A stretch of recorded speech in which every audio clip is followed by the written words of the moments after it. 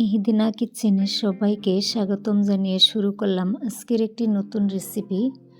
আজকে আমার রেসিপিটা হলো খাসির কলিজা বোনা। খাসির কলিজা বোনাটা কিন্তু সবাই খেতেই পছন্দ করে, আর এই কলিজা বোনাটা বানানোও খুবই সহজ। এই কলিজা বোনাটা কিভাবে রান্না করলাম আজকের এই ভিডিওতে থাকবে সব রকমের টিপস। তাহলে চলুন বেশি কথা না বাড়িয়ে আমরা মূল ভিডিওতে চলে যাই। কলিজা বোনাটা বানানোর জন্য সর্বপ্রথমে আমি নিয়েছি, এখানে আমি 1 কেজি খাসির কলিজা নিয়েছি।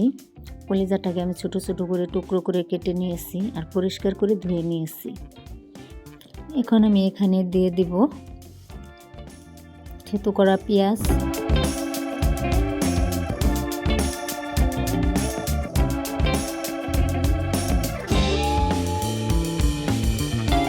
আদা বাটা, থেতো করা রসুন, আর দিয়ে দিব আমি গোটা রসুন।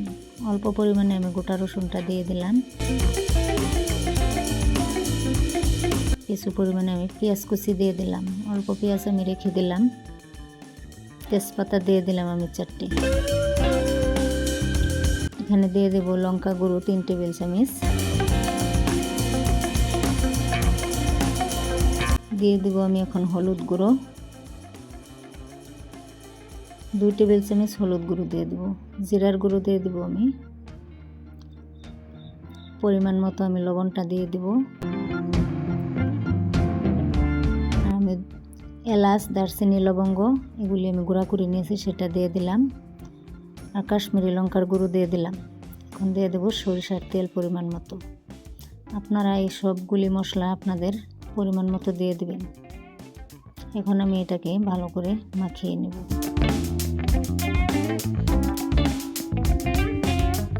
আচ্ছা, এখানে আমি বলে রাখি, যারা যেখান থেকে ভিডিওটা দেখতেছেন, যদি ভিডিওটা ভালো লাগে তাহলে লাইক, কমেন্ট আর বন্ধুদের সাথে শেয়ার করে দিবেন।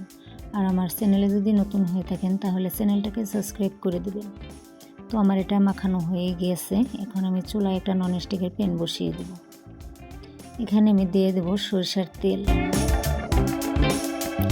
আপনারা আপনাদের মেজারমেন্ট অনুযায়ী তেলটা দিয়ে দিবেন। এখন দিয়ে দেব কুচানো পেঁয়াজটা,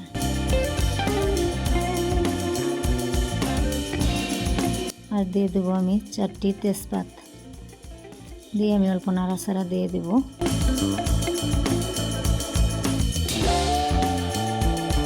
এরই সাথে দিয়ে দেব আমি অল্প পরিমাণে পাঁচফোড়নটা দিয়ে আমি আবার ওটাকে অল্প নাড়াচাড়া দিয়ে ভেজে নেব।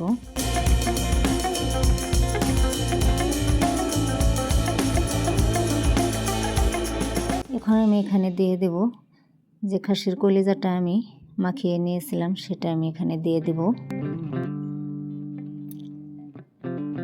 তো আমি সবগুলি এখানে দিয়ে দিলাম। এখন আমি এটাকে খুব ভালো করে নাড়াচাড়া দিয়ে একসাথে মিশিয়ে নেব। এটাকে অনবরত নাড়াচাড়া করতে হবে। কলিজা ভুনাটা যত কষানো যাবে তত এর স্বাদটা দ্বিগুণ বেড়ে যাবে। এটাকে ভালোভাবে কষিয়ে নিতে হয়। তো এখন আমি একটা ঢাকনার সাহায্যে 5 মিনিটের জন্য ঢেকে দিলাম। 5 মিনিট পর আবারও ফিরে আসলাম। তো দেখতেই পাচ্ছেন এখানে আমি কোনো পানি ইউজ করি নাই।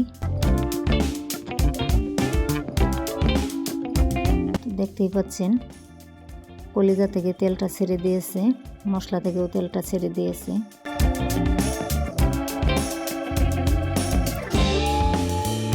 অনবরত এটাকে নাড়াচাড়া করতে হবে।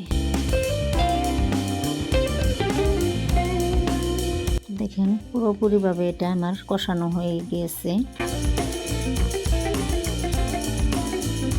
এখন আমি এখানে পরিমাণ মতো পানিটা দিয়ে দেব। আপনারা আপনাদের পরিমাণ মতো পানিটা দিয়ে দিবেন। আমি এখানে ফুটন্ত গরম পানিটা দিয়ে দিলাম। পানিটা দিয়ে আমি আবারও নাড়াচাড়া দিয়ে দেব। অনবরত এটাকে নাড়াচাড়া করতে হবে।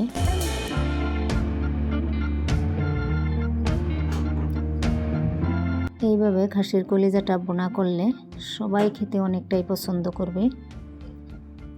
এখন আমি এটাকে আরও 10-15 মিনিটের জন্য আমি ঢেকে দেব। তো আবারও আমি ফিরে আসলাম। দেখতেই পাচ্ছেন এটা আমার একদম 80% কুক হয়ে গিয়েছে। আবারও আমি অনবরত নাড়াচাড়া করতে থাকবো।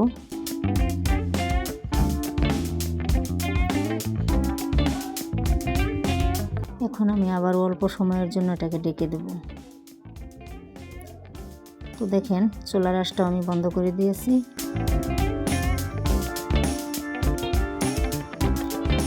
দেখেন এর কালারটা কত সুন্দর হয়েছে আর বোনাটাও অনেক সুন্দর হয়েছে।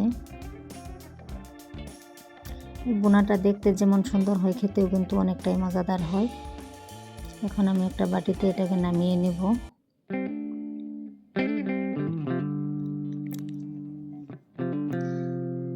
তাহলে আজকের এই কলিজা বোনাটা রান্না কেমন হয়েছে আপনারা কমেন্ট বক্সে জানিয়ে দিবেন।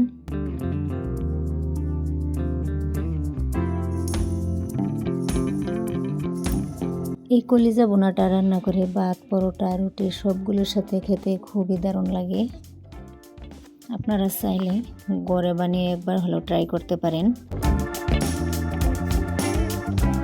একদম কম সময়ে আর কম উপকরণেই কলিজা বোনাটা বানিয়ে নেওয়া যায়। তাহলে আমি আজকের ভিডিওটা এখানেই শেষ করলাম। আবারও দেখা হবে নতুন আরও একটা ভিডিওতে। সবাই ভালো থাকুন, সুস্থ থাকুন।